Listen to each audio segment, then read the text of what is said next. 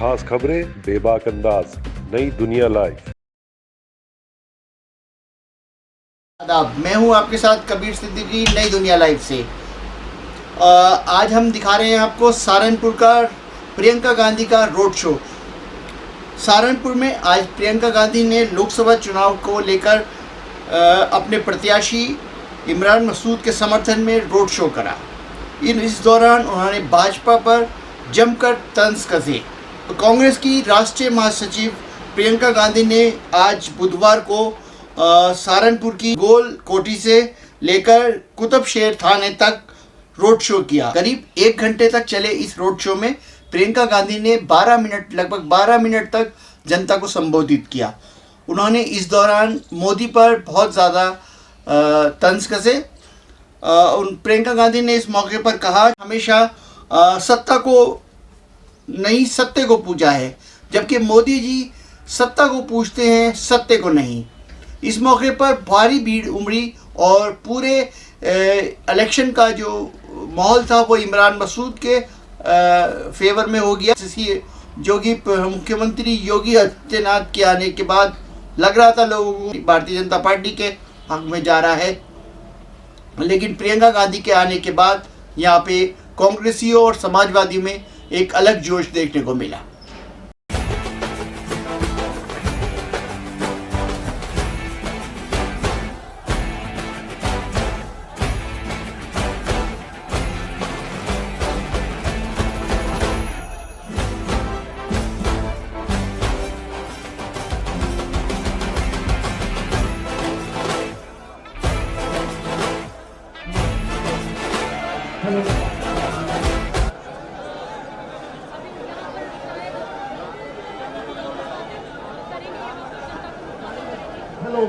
Hello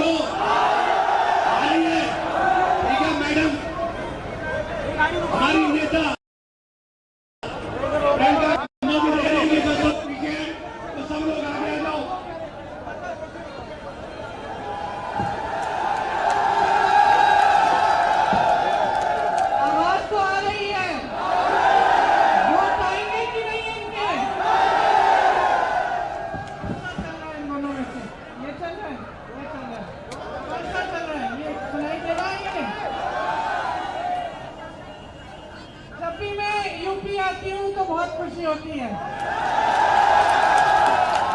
आपने बहुत सम्मान दिया, बहुत प्यार दिया। खासतौर से जैसे इमरान भाई कह रहे थे, पिछली बार भी मैं यहाँ आई थी तो बड़ा रोड शो हुआ था। आज रामनवमी का दिन है, एक बहुत शुभ अवसर है, तो मैं और भी खुश हूँ कि आज मैं यहाँ आई हूँ। आप सबको मालूम होगा, वाल्मीकि रामायण में लिखा है कि रामनवमी, क्यों हम रामनवमी के बारे में लिखा है, और इससे हमें पता चलता है कि हम इस त्योहार को क्यों इतना मानते हैं। अब वॉल्यूम इतना ही है, सुन लो ध्यान से, चुपचाप से सुन लो, क्योंकि गहरी बात बताने जा रही हूँ। रामनवमी क्या है? वाल्मीकि रामायण में लिखा है कि जब भगवान राम युद्ध भूमि में उतरे तो उन्होंने सामने देखा तो शक्ति, माता की पूरी शक्ति रावण के तरफ थी। मायूस हुए भगवान राम, मायूस हुए कि ऐसा क्यों हो रहा है। तो मायूस होकर उन्होंने 8-9 दिनों की तपस्या की।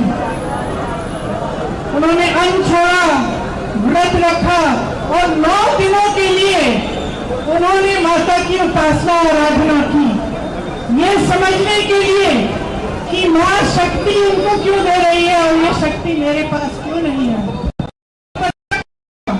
मैं आराधना करूंगा ताकि माँ की शक्ति मेरे पास आए। तो 9 दिनों के लिए भगवान राम ने तपस्या की, व्रत रखा, माँ की आराधना की और उन्होंने 108 नील कमल माँ के चरणों में डाले। जब 108वें नील कमल को डालने का मौका आया 9वें दिन पर, तो माता ने उनकी परीक्षा ली। वो 108वां जो कमल था उसको उन्होंने छुपा लिया। अब भगवान राम को मिल नहीं रहा था, संकट में आ गए, दुख हुआ, लेकिन उनके अंदर एक और शक्ति थी, श्रद्धा की शक्ति थी। तो उन्होंने, उनको याद आया इस शक्ति के द्वारा कि बचपन में उनकी माता उनको राजीव लोचन कहलाती थी, मतलब कमल जैसी आंखों वाले। तो जब ये बात भगवान राम को याद आई तो भगवान राम ने एक छुरा निकाला और अपनी आंख को निकालने का प्रयास करने जा रहे थे कि मैं माँ के लिए, माँ के चरणों में मेरे पास नील कमल नहीं है, मैं अपनी आंख रख दूंगा।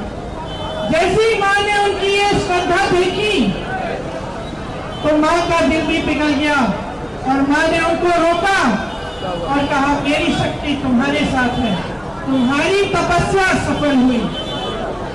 तो ये जो रामनवमी का जो अवसर है, हम उस तपस्या की याद में हम इसको मनाते हैं। वो तपस्या क्या थी भगवान राम की? माता के प्रति तपस्या थी, लेकिन भगवान राम को हम क्यों पूछते हैं?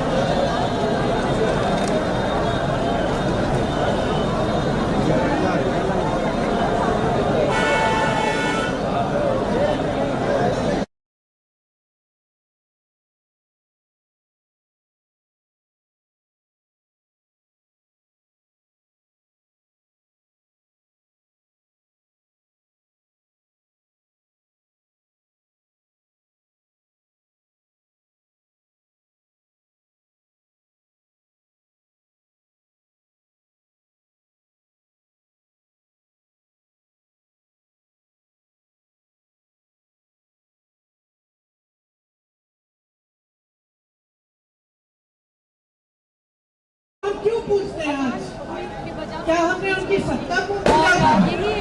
क्या हम उनको भगवान इसलिए मानते हैं क्योंकि उनके पास सत्ता थी? आपको मालूम होगा कि भगवान राम के पास करने गए, सत्य की लड़ाई थी। आपने सुना होगा रावण रथी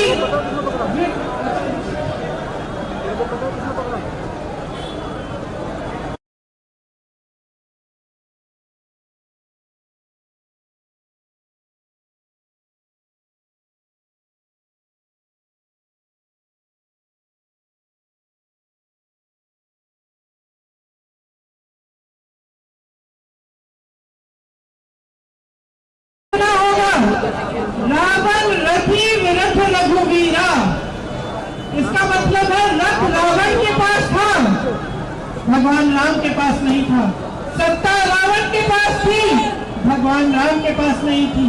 सोने के महल में रावण रहते थे, भगवान राम वनवास में थे। भगवान राम लड़े, सत्य के लिए लड़े, और क्योंकि सत्य के लिए लड़े, सच्ची श्रद्धा के साथ लड़े, क्योंकि परोपकार था उनमें, क्योंकि उन्होंने हमेशा जनता को सर्वोपरि रखा, जनता की सेवा करी।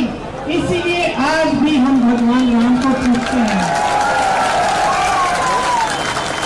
इस देश के सत्ता को कभी नहीं पूजा है, इस देश ने हमेशा सत्य को पूजा है। यहाँ मेरे मुसलमान भाई बहन भी है, सलाम अलैकुम आपको। आप पैगंबर जी को क्यों मानते हैं? क्या पैगंबर जी को इसलिए मानते हैं क्योंकि उनके पास सत्ता थी? नहीं, आप पैगंबर जी को इसलिए मानते हैं क्योंकि उन्होंने हमेशा आपके लिए सेवा की, आपकी सेवा की। आप पैगंबर को भी इसलिए मानते हैं कि वो सच्चाई के प्रतीक थे, वो सत्य के प्रतीक थे। तो ये देश की पुरानी परंपरा है।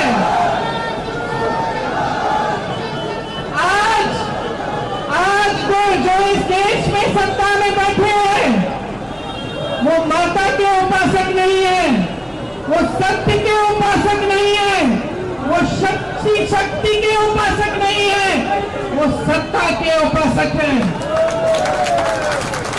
वो सत्ता के लिए कुछ भी कर डालेंगे, सत्ता के लिए विधायकों को खरीदेंगे, सत्ता के लिए चुनी हुई सरकारों को गिरा देंगे, सत्ता के लिए बड़े बड़े उद्योगपतियों को इतना पैसा दिलवाएंगे, इतनी शौहरत दिलवाएंगे, इस देश की सारी संपत्ति दिलवाएंगे ताकि वो सत्ता में रह पाए। ये इस देश की परंपरा नहीं है, ये इस देश की सच्चाई नहीं है। इस देश की सच्चाई वो है जो आप जी रहे हैं, जो सत्ता में है वो देख ही नहीं पा रहे हैं।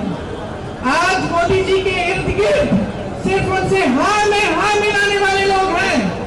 जितने अधिकारी हैं, जितने मंत्री हैं, जितने सांसद हैं, जितने मुख्यमंत्री हैं, उनके सब उनसे डरते हैं। सब उनकी सत्ता से डर के मारे उनको सच्चाई नहीं बताते। मोदी जी को ये मालूम भी नहीं होगा आज कि इस देश की जनता कितनी तड़प रही है, कितना संघर्ष कर रही है। इस देश की महिला के बारे में उनको ये नहीं मालूम है कि वो महिला जब दुकान जाती है सामान खरीदने के लिए, जब नवरात्रि का समय होता है, जब त्योहार होता है, जब कुछ सामान खरीदने के लिए जाती है, अपने बच्चों के लिए नए कपड़े, जूते, पूजा की सामग्री कुछ खरीदने के लिए जाती है तो खरीद नहीं पा रही है, महंगाई हो गई है। ये बात मोदी जी समझ नहीं रहे, ये बात मोदी जी देख नहीं रहे। मोदी जी को इस देश का किसान नहीं दिख रहा है, जिसके पसीने से ये मिट्टी सींची हुई है। इस देश के किसान को मोदी जी दिख नहीं रहे हैं। जब इस देश का किसान मोदी जी के दरवाजे तक गया, दिल्ली तक गया, लाखों किसान बैठे रहे, महीनों के लिए आंदोलन करते रहे। जब इस देश के किसान सुनवाई मांग रहे थे मोदी जी से, मांग रहे थे कि ये काली कानून हटा दीजिए, मोदी जी ने सुनवाई तक नहीं की, अपने दरवाजे से बाहर तक नहीं आए। 600 किसान शहीद हो गए, किसानों को ने अपने भाइयों के नीचे कुचल डाला, लेकिन मोदी जी ने कुछ नहीं किया। आपकी सुनवाई नहीं हुई। आपके गन्ने का बकाया उस समय 15,000 करोड़ था। 16 लाख करोड़ रुपए का कर्ज माफ किया है इन्होंने देश के बड़े बड़े उद्योगपतियों का। समझ लीजिए, 16 लाख करोड़ रुपए, और इस देश के गन्ने किसानों का बकाया माफ नहीं किया, कर्ज माफ नहीं किया।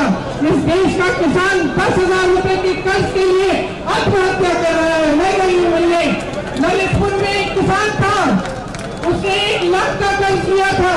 मैं उसकी बेटी से मिली, रो रही थी, पिताजी खाद की लाइन में खड़े रहे, कर्ज चुकाना था, पैसे नहीं थे, खाद वितरण नहीं हो रहा था, लाइन में खड़े खड़े मर गए, खड़े खड़े गिर पड़े, क्योंकि पानी नहीं पिया था, खाना नहीं खाया था, खड़े खड़े खाद के लिए खड़े रहे। उनका कर्ज मोदी जी ने बिठाया नहीं, माफ नहीं किया, लेकिन अदानी अंबानी के कर्ज 16 लाख करोड़ रुपए माफ हो गए। मोदी जी को कुछ दिख नहीं रहा है। अपने आप को कहते हैं कि मैं भ्रष्टाचार के विरोध अकेला लड़ रहा हूँ, देश से समर्थन मांगते हैं, फिर इलेक्टोरल बॉन्ड क्या है? मैं पूछना चाहती हूँ मोदी जी से। कल मोदी जी ने कहा कि अब ये इलेक्टोरल बॉन्ड जो है ये पारदर्शी है, सब जानते हैं कि किसने कितनी चंदा दी। अच्छा, तो फिर आपने स्कीम क्यों बनाई मोदी जी? आपने ये इलेक्टोरल बॉन्ड की स्कीम आप ही ने तो बनाई। आपने बनाई क्यों? कि सबके नाम गुप्त रहेंगे। फिर जब सुप्रीम कोर्ट ने कहा कि ये गलत स्कीम है, इस स्कीम से भ्रष्टाचार हो रहा है, मोदी जी की सरकार को कहा, बैंकों को कहा कि सूची निकालिए चंदा की। अभी तो निकली है ये पारदर्शी सूची, नहीं तो कहां थी पारदर्शिता आपकी? आपने तो गुप्त बना दिया था सब कुछ। अब सूची निकली, सुन लीजिए भाइयों और बहनों, जिस कंपनी में 180 रुपए का मुनाफा, करोड़ रुपए का मुनाफा था, 180 करोड़ रुपए का मुनाफा, वो कंपनी तो मोदी जी की भाजपा को दे रही है 1100 करोड़ रुपए का की चंदा। आप सब व्यापारी हैं, व्यापारी हैं कि नहीं? यहाँ लकड़ी का व्यापार खूब होता था, आप समझते हैं। आपकी कमाई हुई 180 करोड़ है और आप चंदा दे रहे हैं 1100 करोड़ की। कहां से आ रहे पैसे? आपकी कमाई तो नहीं है, तो क्या ये काला धन को सफेद करने का तरीका था? तो जब मोदी जी ने आप सबको कतार में खड़ा कर दिया कि नोटबंदी काले धन को वापस ये कुछ साल लाएगी, आप खड़े हो गए, आपने कहा हम देश भर में हम चाहते कि काले धन आए। क्या आया? क्या आया? नुकसान हुआ आपका। क्या आया? उसके बाद जीएसटी आई, नोटबंदी आई, आपकी कमर तोड़ी गई, काले धन कहा गया, अब दिख रहा है सारा। अब इलेक्टोरल बॉन्ड की जब सूची निकली तो सब दिख रहा है कि काला धन कहा गया। ये है मोदी जी की भ्रष्टाचार के खिलाफ लड़ाई। मोदी जी की भ्रष्टाचार के खिलाफ लड़ाई ये है कि देश के बड़े बड़े गिने चुने उद्योगपति मित्रों को पूरी देश की संपत्ति दे रहे हैं। देश के सारे बंदरगाह, देश के सारे हवाई अड्डे, देश के सारे बड़े बड़े कारोबार सब अडानी जी, अंबानी जी, अडानी जी, अंबानी जी। इनके बच्चों की शादियां हो रही हैं, गहने इतने बड़े बड़े कि इस गाड़ी में फिट नहीं आते। और आप कैसे कराएंगे अपने बच्चों की शादियां? बताइए, कर्ज देके कराएंगे? चाहे किसान हो, चाहे सैनिक हो, चाहे पुलिस में भर्ती हो, कैसे कराते हैं आप शादियां अपने बच्चों की? सोचिए कि इस देश के साथ क्या हो रहा है। मोदी जी ने भ्रष्टाचार के खिलाफ लड़ाई अगर की होती तो आज ये परिस्थिति नहीं होती। तो आज देश की संपत्ति किसी 2-3 बड़े उद्योगपतियों के हाथ में नहीं होती, आपके हाथों में होती। ये जो आपकी सारी दुकानें बंद हो रही है, ये जो ठप हुआ है, ये एक जमाने में मुझे याद है मेरे ससुर जी एक्सपोर्ट करते थे पीतल का, मुरादाबाद से पास में है, मेरे पति करते थे। मुझे याद है वो जमाना जब एक्सपोर्ट टैक्स नहीं होता था, आपको याद है? टैक्स नहीं होता था, जब आप एक्सपोर्ट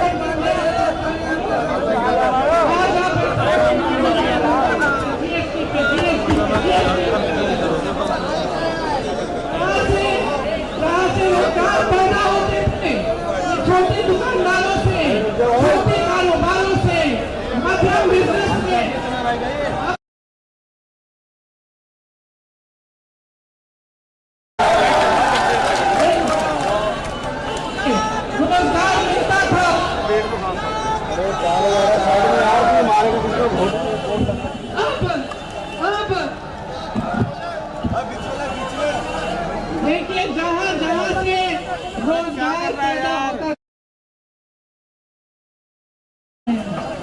चाहे बड़े कारोबार हो जो बड़े बड़े उद्योगपति को दिए गए हैं, चाहे छोटे बिजनेस मध्यम बिजनेस हो जैसे आपके यहाँ है जो ठप हो रहे हैं, क्या करें? देर हो गया ना, ज्यादा जगह स्पेस नहीं होगा। अब आ रही है